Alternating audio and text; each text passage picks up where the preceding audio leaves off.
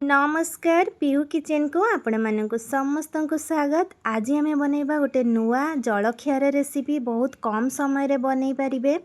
छुआ माने बहुत पसंद करिवे, सेमानक टिफिन रे मध्य देई परिबे। आपण बड़ माने भी मध्य बहुत पसंद करिवे एही रेसिपीटी को। आम घरे तो 5-6 थर एही रेसिपी ही सप्ताह को बना जाए। छुआ माने बहुत पसंद करती, सेति पई भाबिली मु आपण मानक एही रेसिपीटी शेयर करिवी। खास करके शीत दिन रे ही यही रेसिपीटी बना जाए थाए। तो चलतु ये रेसिपीटी स्टार्ट करवा। ता पूर्व मु कहि रखे जदि मो चैनल रे नुआ अछंती तेले लाइक शेयर और सब्सक्राइब करिवे। तो एठी गोटे बड़ बासन नहीं जाइए और सेथिरे अटा एठी 1.5 कप पाखापाखि नहीं जाइए और स्वाद अनुसार लुण देदेबा गोटे चमच और तेल मुठी गोटे चमच दे दउची। जो तेल आम रोसई पे व्यवहार करुचे सही तेल ही देबे। तो एबे आमे कौन करबा ना सुखिला सबुतक टिके भल से हाथ रे गोले सारला परे आमे एथिरे पानी दबा। तो मैं एठी अल्प पानी देकी प्रथमे टिके गोले नेबी। अल्प अल्प ही पानी देबे, अधिका पानी देले या डोटी पतला हो जिवो। तो सही हिसाब रे देखिकी देबे पानी। तो एबे आमे कौन करबा ना अटा जेमती चकटुचे सेमती अटा दळिला परी आमे ही सॉफ्ट गोटे डो प्रस्तुत करिबा। तो देखि पारुथिबे एमती ही अटा जेमती आमे गोलोचे से हिसाब रे मुझे को गोले नहीं। तो देखि पारुथिबे हाथ रे मु प्रेस करके देखौची क्राक आसुनी, सेमती ही अटा दळिबे।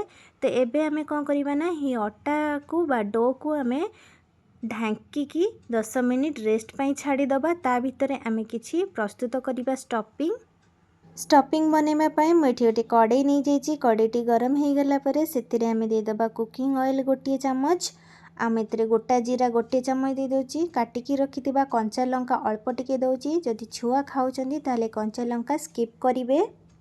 तापरे आमे ऐड करिबा अदा। मु छेचिकी रखिथिली अल्प टिके 1 इंचर अदा, सेयाकु दे सारला परे अल्प टिके लाल लाल हेकी भाजी जीवो अदा। पियाज काटिकी देबे। तो मैं ये 3टी बड़ साइज्र पियाज नहीं जाइए। तो यह काटिकी दे सारला परे टिके लाल हेकी, बस लाल हबनी, बस टिके सॉफ्ट हो जिवो सेतिकी ही आपण भाजिबे। एबे आमे ड्राई मसला रे मुठी हळदी गुंड गोटे चमच, लंका गुंड गोटे चमच, गरम मसला गोटे चमच, जीरा पाउडर गोटे चमच दबा। भाजिकी रखिथिबे जो जीरा पाउडर सेहिया को ही देबे, यार टेस्ट भल आसीबो। तो एबे आमचूर पाउडर गोटे चमच दबा, चटपटा भल टेस्ट आसीबो। तो एबे आमे स्वाद अनुसार लुण मु गोटे चमच दे दउची। आपण जदि अधिका बनाउचंती सेही हिसाब रे ही लुण देखिकी देबे। जदि अधिका क्वांटिटीर नास्ता बनेबे ताले अधिका आपण सेही हिसाब रे पियाज मध्य ऐड करिवे, सेही हिसाब रे ही आपण 2-2 चमच मसला ऐड करिवे। तो एबे आमे कोन करबा ना एठी गोटे गिना कंचा मटर को मु सिझेइकी टिके चकटिकी रखिथिली सेया को दे दबा। तो एबे कौन करबा ना सीझा आलू को एमती ग्रेडर रे ग्रेड करी नौचे। तो एमती ही भल से ग्रेड करिवे। बा जदि ग्रेड करबा पई चाहनांती ताले एको चकटी नेबे आलू को। तो देखि पारुथिबे एमती ही आलू पूरा बढ़िया से चकटिबा दरकार। सेमती ही गोटे गिना मु एथिरे आलू दे दउची। तो एबे हमें कौन करबा ना आलूटी दे सारला परे हमें भल से याको आलू आ मटर मसला को बढ़िया से हमें मिसई दबा भल से। आउ सबुतक आपण कौन करिवे ना लो टू मीडियम फ्लेम रे आपण ए मसलाटी को प्रस्तुत करिवे, नहले आपणकर मसलाटी बा स्टफिंग पोड़ी जीवो। तो एबे हमें ढांकी की कौन करबा ना लो टू मीडियम फ्लेम रे 2 मिनिट पई कुक करिबा, कहीं ना प्रथम रु आलू आ मटर सिझा अछि तो सेथि पई। तो एबे हमें स्प्रिंग अनियन दे दबा एथिरे गोटे गिना। एबे मार्केट रे स्प्रिंग अनियन बहुत अवेलेबल अच्छी शीत दिन रे। तो सेथिपाई आपण अधिका करके देबे तो खाइबा पई बहुत tasty लागिबो।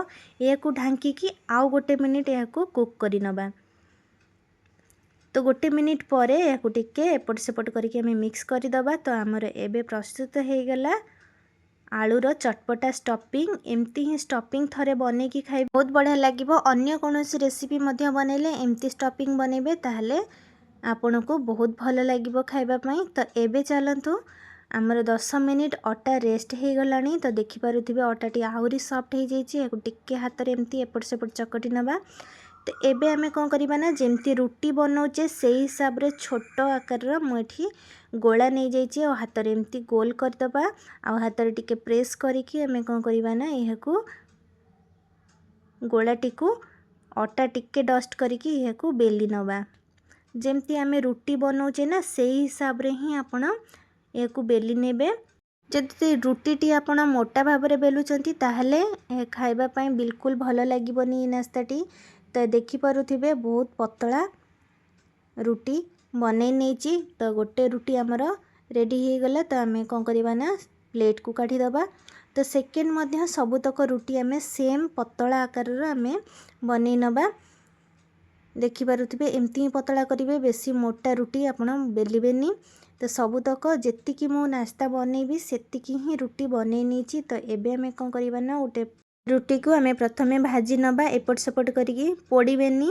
Low to medium flame रे परोटा जमती आम बनाऊे से हिसाब रे तेल लगेगी आपन कौन करेंगे ना यहाँ भाजी ने। सबुतक जमती परोटा आम भाजुचे से हिसाब रे भाजी सारा पर देखिपे प्रथम परोटाटी आमर हो गलानी। तो सबुतक परोटा मु सेम प्रोसेस रे बनै नहीं, जमती परोटा बना हुए सेमती ही बनै नहीं।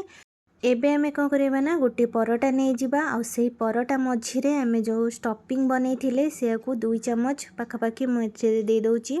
आपण चाहिए अधिका देकी मध्य बनै पारिबे। तो एबे आमे कौन करवा ना ये परोटाटी को एमती ही मोड़ी दबा। जदि खाली आपण एमती बनैबा पई चाहू नांती ताले आपण खाली एमती आलूर जो स्टफिंगटी सेमती सहित परोटा बनैकी सीधा खाई पारिबे। किंतु एमती आउ टिके टेस्टी लागिबो जलखियाटी। तो सेथिपई मैं को मझिरे रखीदेली, चारिपट फोल्ड करदेली।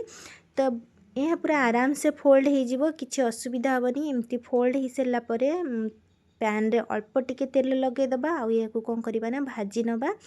तो छुआ माने एमती देखिले खाइबा पई टिके पसंद करिवे। तो सेथिपई एमती ही भाजी नउची। तो एबे आमे कौन करवा ना एपट सेपट ओल्टेकी आउ टिके यहाँ भाजी नबा। तो आमर प्रथम जो नास्ताटी पूरा प्रस्तुत हो गलानी। तो आम यहाँ कौन करवा ना गोटे प्लेट को काढ़ीदबा। पैन रे जेतिकी जगह अच्छी से हिसाब रे ही आपण बने। तो पैन रे जगह थिला तो मु एकाथरे दुईटी बनै नहीं। तो बहुत जल्दी जल्दी बनी जीवो। एमती ही नास्ता छुआ को टिफिन रे बनै कि देबे, छुआ माने बहुत पसंद करेंगे आ बहुत टेस्टी मध्य लागिथिला ये नास्ताटी बनैथिली। तो आम घरे समस्ते ही यही नास्ता ही बहुत पसंद करती। तो सबुतक परोटा बनी सारा पर आम कौन करवा ना मझिरू एमती छुरी रू काटी दउची। तो देखिपे मझिरे स्टफिंग आमर पूरा भरपूर भाव में रही। आउ स्पेशल चटनी सहित आप एंजॉय करेंगे। मुझे चटनीर रेसिपीटी प्रथमरू अपलोड करिछि मो वीडियो रे, आपण चाहिए जाइए सेठी देखिपारे वीडियोटी को। आ मो चैनल रे जदि नुआ थिबे लाइक शेयर और सब्सक्राइब करेंगे। Thank you for watching.